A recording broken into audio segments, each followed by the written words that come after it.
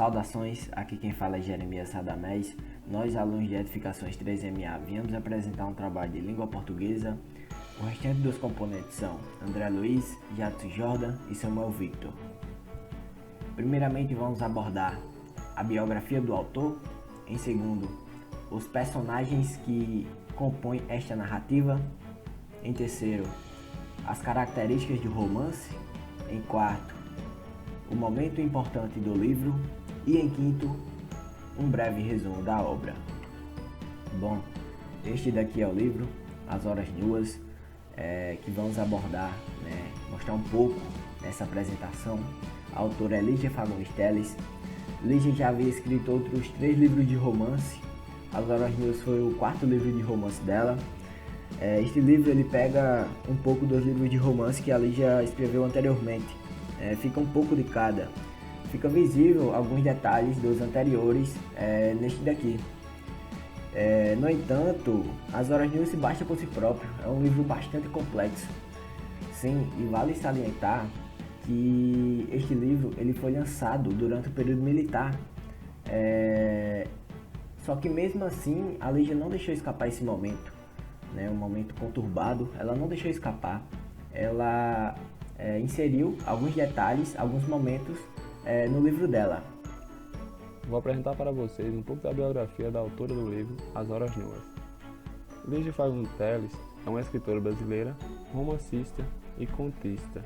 É a grande representante do movimento pós-modernismo. Ela é membro da Academia Paulista de Letras, da Academia Brasileira de Letras e da Academia de Ciências de Lisboa. Nasceu em 19 de 4 de 1923, em São Paulo. Atualmente, Lígia tem 97 anos. Ganhou aproximadamente 10 prêmios em sua carreira. Tem mais de 20 obras escritas. Em 1938, Lígia publicou seu primeiro livro, mas sua estreia oficial ocorreu em 1954, com o volume de contos Praia Viva. Segue com a contínua produção de contos e romances, entre eles Ciranda de Pedra, 1954, onde relata a história de um casal que se separa e a caçula vai morar com a mãe, onde vivem os dramas ocultos de uma jovem de pais separados. A obra posteriormente é adaptada para uma novela na TV Globo. Em 1958, publica o livro de contos História do Desencontro, que recebeu o prêmio do Instituto Nacional do Livro. Em 1963, publica seu segundo romance, Verão no Aquário, que recebeu o prêmio Jabuti. Ainda em 1958, casa-se com o ensaísta e crítico de cinema Paulo Emílio Salles Gomes. Com ele, escreveu o roteiro para o filme Capitu, em 1967, baseado na obra Dom Casmurro, de Machado de Assis, uma encomenda de Paulo César Saraceni, que recebeu o prêmio Candango de melhor roteiro cinematográfico. Na década de 70, foi a década da consagração de Lígia. O livro de contos Antes do Baile Verde, 1970, recebeu o Prêmio Internacional de Escritoras na França. O livro As Meninas, 1973, que se tornaria um dos mais importantes romances, recebendo o Prêmio Jabuti em 1974 e adaptado ao cinema em 1975, dirigido por Emílio Ribeiro. Em 1985, tornou-se a terceira mulher eleita para a Academia Brasileira de Letras, ocupando a cadeira número 16, no dia 12 de maio de 1987. Foi eleita para a Academia de Ciências de Lisboa. A consagração de Lígia veio em 2021, quando recebeu o prêmio Camões, que lhe foi entregue em 13 de outubro de 2005, durante a 8ª Cúpula Luso-Brasileira, realizada na cidade do Porto, Portugal. Em 2016, e aos 92 anos de idade, Lígia Fagundes Teles tornou-se a primeira mulher brasileira a ser indicada para o Prêmio Nobel da Literatura. Na sequência, iremos falar um pouco sobre os personagens que aparecem no livro. Vamos começar por Rosa Ambrosio. Ela é a protagonista do romance, atriz, mulher de meia idade que sofre com espelhos e não aceita o fato de estar envelhecendo. Miguel. Ele é primo de Rosa e também considerado como seu primeiro amor quando ainda jovens. Ele acabou tendo um fim trágico. Gregório. é marido da protagonista, no qual foi torturado durante o regime militar. Diogo, além de secretário de Rosa, é também o seu amante. Raul é um gato em que muitas vezes age e comporta-se como humano. É ele quem narra a história e, em determinados momentos, lembra trechos de suas vidas passadas. Ele também é considerado como o protagonista do romance. Ananta é analista de Rosa e defensora de causas feministas de proteção à mulher. Renato, além de policial, é também primo de Ananta. Ele surge no romance para tentar investigar o desaparecimento de sua prima. Delegado, ele também tenta descobrir o que aconteceu com Ananta. Dionísia, seu personagem é uma empregada. Flávia é amiga de Ananta. Além destes personagens, podemos citar também André, Lucinda, Ana e Lili, que aparecem no romance, porém com participações não tão relevantes. Agora, vou falar um pouco sobre as características do romance e a diferença entre o romance e o romance histórico. O romance é um gênero textual que se apresenta como uma narrativa, escrita em prosa, possui uma ação, um lugar, tempo, personagens, trama e um ponto de vista, que geralmente é a perspectiva do narrador. Falando especificamente do romance histórico, ele é classificado assim, pois a narrativa ficcional se relaciona com fatos históricos. A composição dos personagens e dos cenários é feita de modo que estejam em concordância com documentos e dados históricos, oferecendo ao leitor uma noção da vida e dos costumes da época. Vemos claramente que todas essas características aparecem ao decorrer do romance As Horas Nuas. Dando continuidade, agora eu vou falar sobre um momento importante do livro, que o grupo chegou à conclusão de que o momento mais importante do livro foi a questão psicológica de Rosa Ambrosio, onde a protagonista da narrativa sofre muito na sua infância e também na sua adolescência. E com isso a personagem que se tornou uma atriz em decadência, vendo sua fama ficando no passado e o seu corpo envelhecendo, Rosa conjuga o envelhecimento como algo ruim, e esses acontecimentos abalam a sua mente e, com a esperança de fugir da realidade, a mesma afoga-se no alcoolismo. E na maior parte do livro a gente percebe que ela está pensando coisas ruins, coisas que afetaram sua mente e questões que ela não aceita como a velhice. Resumo da obra. Então, agora eu vou falar sobre 2 aspectos da vida de Rosa Ambrosio, que são as mulheres da vida dela e a vida amorosa que Rosa teve. Com isso, vou começar falando sobre Cordélia, a sua primeira e única filha. Rosa inveja muito a sua filha pelo fato que ela é jovem, e Rosa tem esse trauma psicológico de não querer aceitar o envelhecimento do seu próprio corpo, e ela inveja a juventude da sua filha.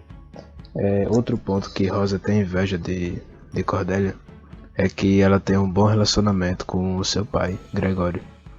E Rosa, ela foi abandonada quando criança pelo seu pai, e com isso foi outro trauma para ela, aceitar ver a sua filha tendo uma boa relação com o seu pai. A segunda mulher é Dionísia. Ela é aquela amiga que tenta trazer Rosa para o mundo real, para a vida real, e tenta fazer com que Rosa deixe de ter tantos pensamentos negativos, fazer com que Rosa deixe de ficar no seu quarto sozinha, tendo pensamentos ruins. E a terceira mulher se chama Amanta. Ela tenta entender o porquê daqueles pensamentos, o porquê que ela tem pensamentos tão ruins, e tenta reorganizar para que ela deixe de ter esses pensamentos. A vida amorosa de Rosa foi composta por 3 homens, que foram o seu primo Miguel, que foi o seu primeiro grande amor, mas que infelizmente ele morre e ela fica desconsolada e procura alguém para consolá-la. Com isso, ela encontra com Gregório e até que eles se casam. Gregório, ele passou pelo regime militar. Ela relata isso, que ele foi pro regime militar e foi torturado, e quando foi liberado nunca mais foi o mesmo. E com isso ela deixou de gostar dele e ele deixou de tratar ela como sua esposa. Com isso ela procurou um amante, que foi Diogo, e ainda com o amante, Gregório morreu. E ela ficou muito triste, e com isso Diogo também foi embora, e até um tempo depois ela ainda espera ele. Ela fica na esperança que Diogo um dia vai voltar. Bom, dando continuidade ao breve resumo da obra, vamos abordar aqui 2 tópicos. O primeiro é a relação do gato na história, que foi o Raul. Ele foi um personagem importantíssimo e bastante interessante na narrativa, pois ele enxerga de maneira diferente as coisas, né? E que se passa ao redor de Rosa, o mundo que Rosa vive, os transtornos que ela está presenciando naquela fase, né? O gato, ele via, por exemplo, ela trocar de roupa, via ela nua. Além do mais, ele acompanhou a decadência do corpo dela, da parte estética. E assim, relacionando com a ideologia de gatos terem 7 vidas, o Raul se imaginava acessando outras vidas do passado, inclusive dos homens da vida de Rosa, como por exemplo o Gregório, que posteriormente, em um momento do livro, ele cometeu suicídio. O Raul também acredita que a alma é algo transmigrante, ou seja, o nosso corpo muda, mas a nossa alma permanece a mesma. Enfim, o gato foi um personagem, um narrador, né? Interessantíssimo, algo encantador, e que se a gente não prestar atenção, a gente se perde e não percebe que tem um gato narrando ali. Ou seja, esse personagem se encaixou perfeitamente nesta narrativa. Dando continuidade, temos o 4º tópico, que são os espelhos. A Rosa, ela praticamente teve um aniquilamento psicológico. A casa dela era rodeada de espelhos. Ela ficava se olhando no espelho para saber o que mudou em seu corpo, para o que alterou na sua parte estética, porque envelhecer para ela seria acumular perdas. E com esses problemas psicológicos, ela procurou ajuda através de terapia, justamente com a Ananta Medrado, que foi uma terapeuta que morava no prédio dela. E chegando na casa de Ananta, ela percebeu, a Rosa percebeu que não tinha nenhum espelho na casa de Ananta, porém tinha outro símbolo que foi bastante importante, que foi a tapeçaria, que se a gente for fazer uma analogia da tapeçaria com o livro, tem bastante sentido, porque a tapeçaria é como se fosse um pano, um tapete com costuras entrelaçadas, e o livro ele é construído através de vários tramas psicológicos de Rosa, transtornos, e bastante entrelaçados, como se fosse uma tapeçaria, costurados. E esses foram os 4 tópicos principais que a gente escolheu para abordar, no breve resumo da obra. E foi isso. Fim. Obrigado pela atenção e até mais.